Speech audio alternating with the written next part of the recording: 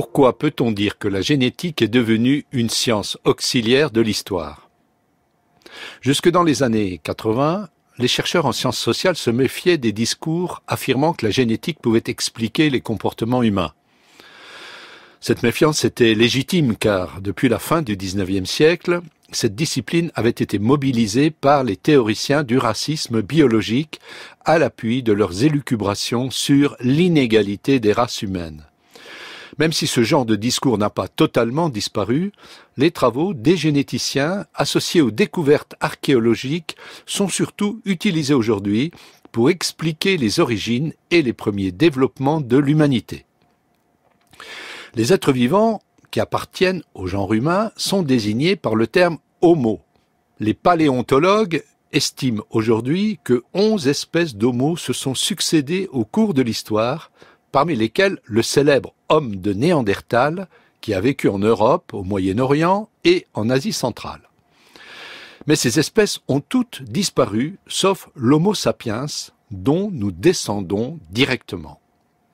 Alors que pendant longtemps, l'histoire de l'humanité a été représentée sous la forme d'un arbre généalogique linéaire, les découvertes archéologiques associées à la génétique aboutissent aujourd'hui à des modèles hybrides et buissonnants, ce qui a permis d'invalider le vieux schéma évolutionniste de l'époque coloniale sur les Africains primitifs proches des singes.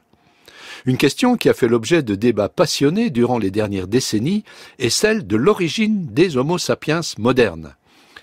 Les partisans de la théorie multirégionale pensaient qu'ils étaient apparus en de multiples endroits de la planète, alors que les tenants de la théorie surnommée « Out of Africa » penchaient pour une origine unique de tous les hommes modernes.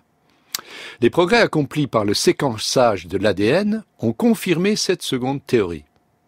L'Homo sapiens est apparu en Afrique il y a 200 000 ans environ, et ces premiers êtres humains ont émigré ensuite par vagues successives pour peupler la Terre entière après la disparition des autres espèces d'Homo. Pourtant, des découvertes récentes sont venues nuancer ces constats.